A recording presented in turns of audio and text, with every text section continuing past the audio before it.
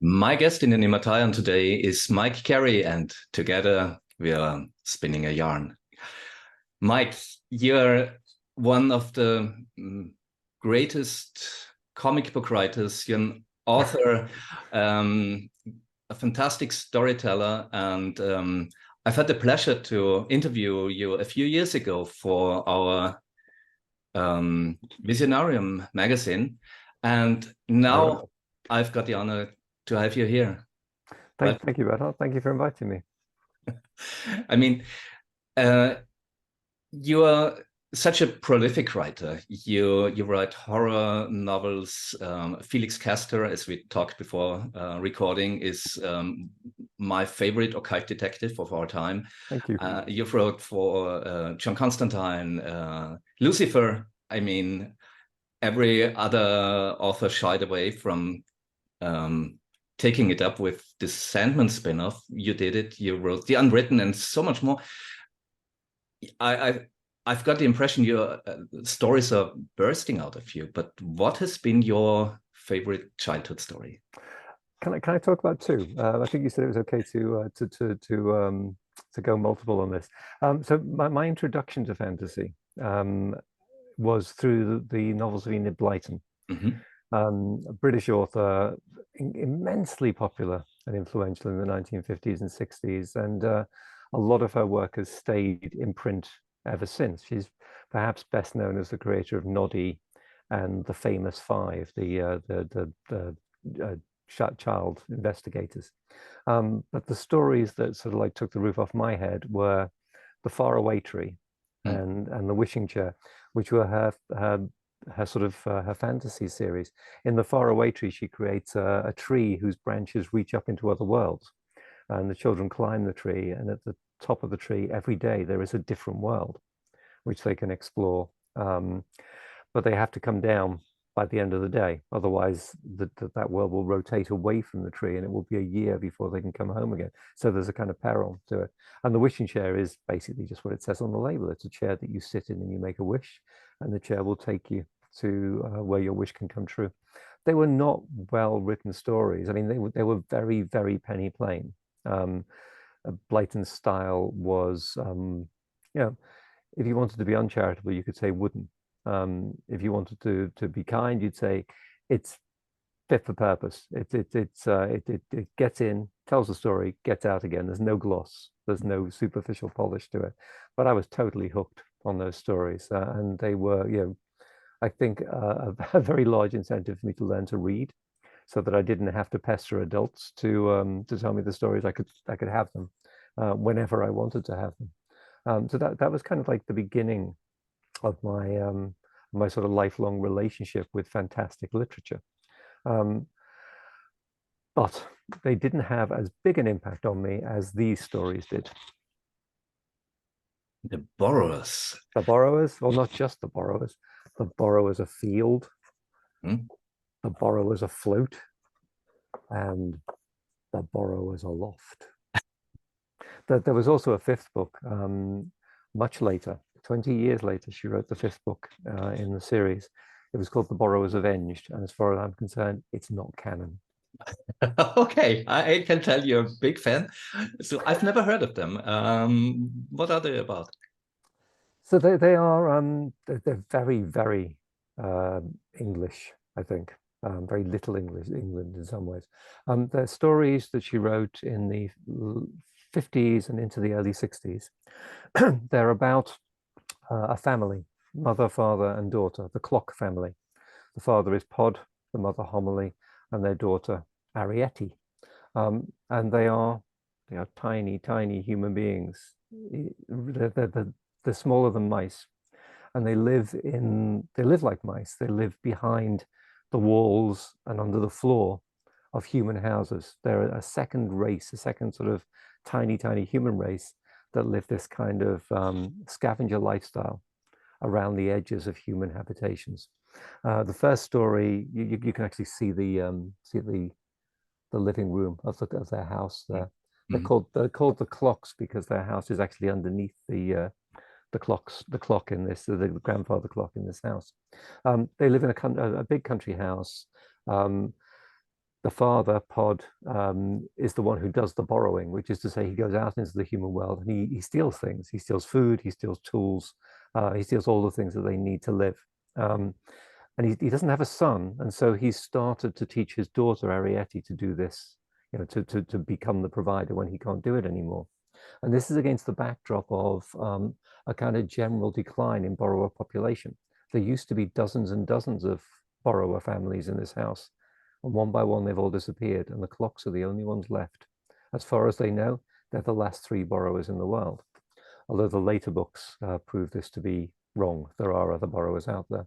At the end of the first book, they're forced to flee from the house when they're discovered by humans, and the people who own the house, actually the servants in the house, bring in a rat catcher to either catch or kill them.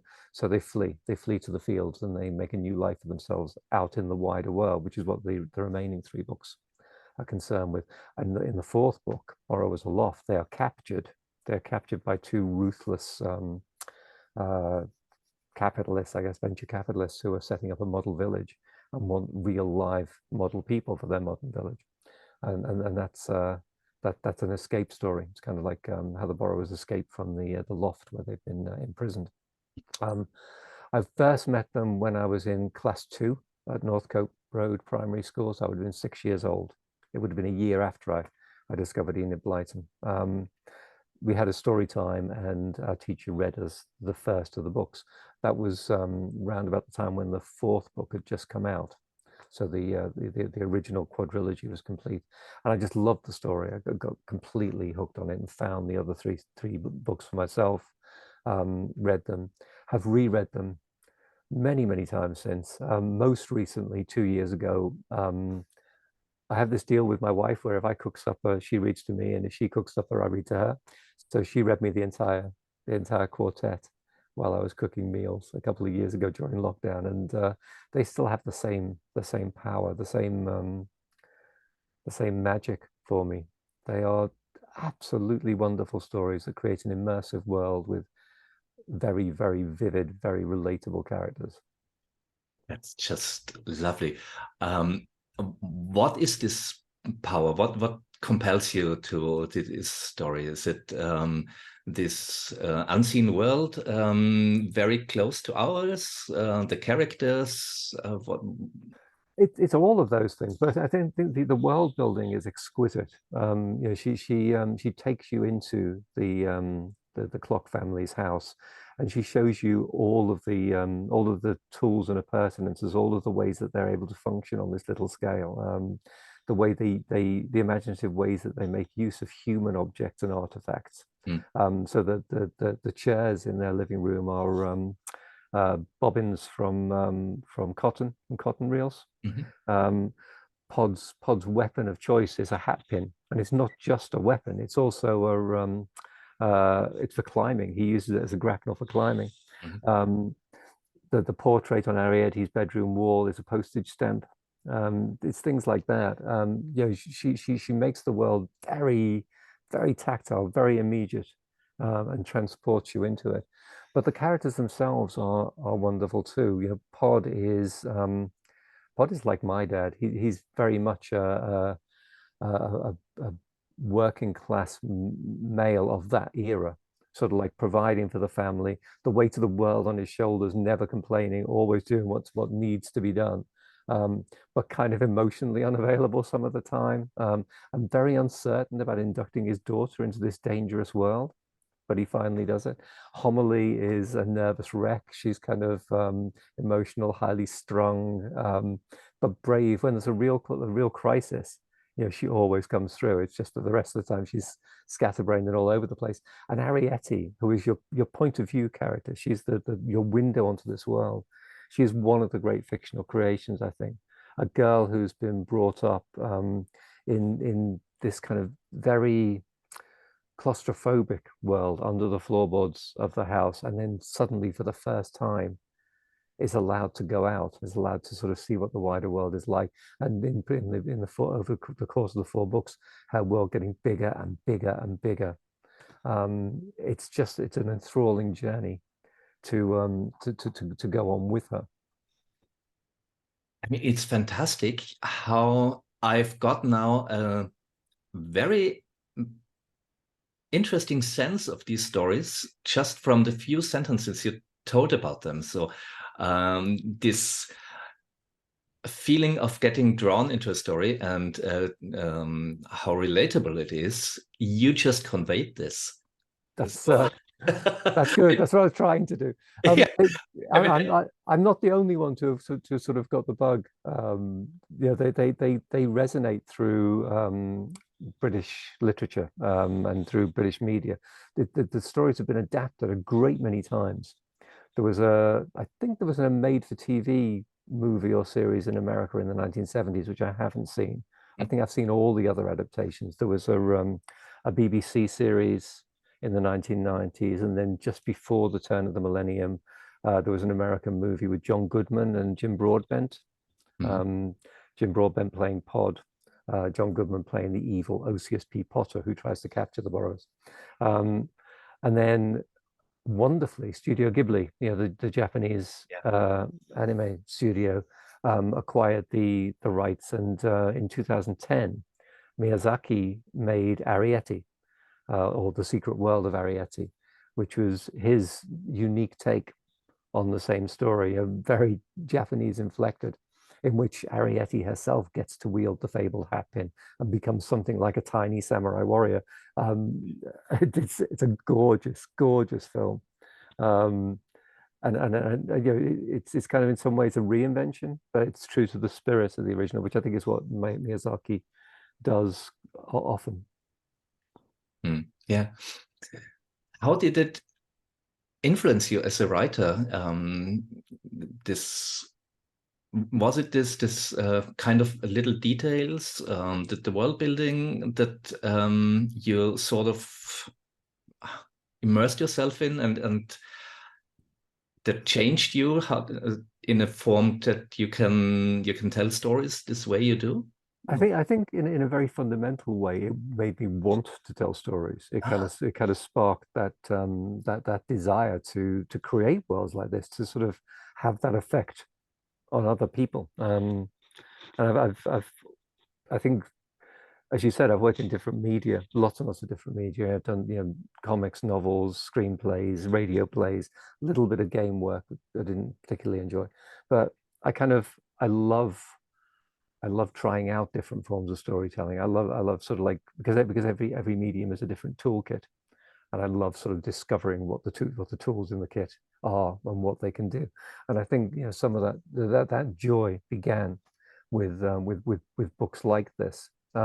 Also, I think it taught me the importance of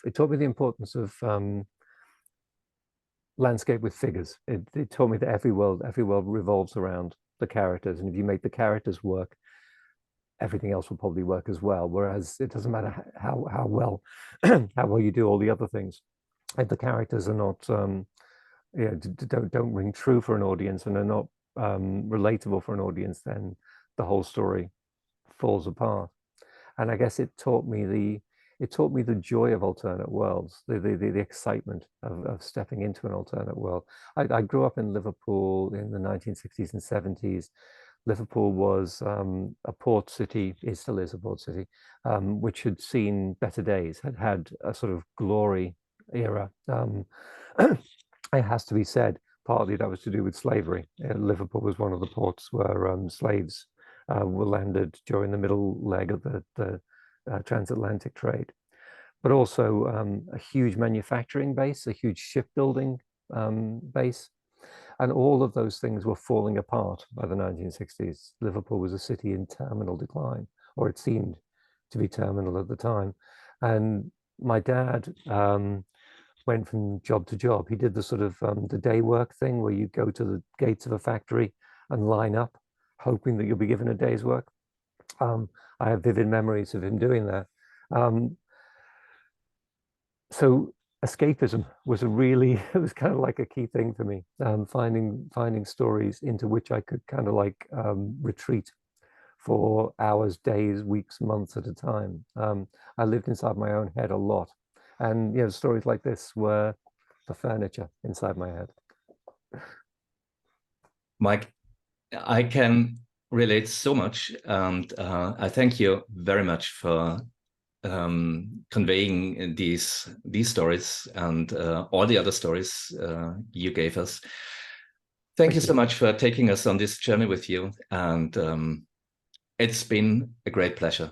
And for me, thanks, Bernhard. Thank you. The world is Cheers. Bye.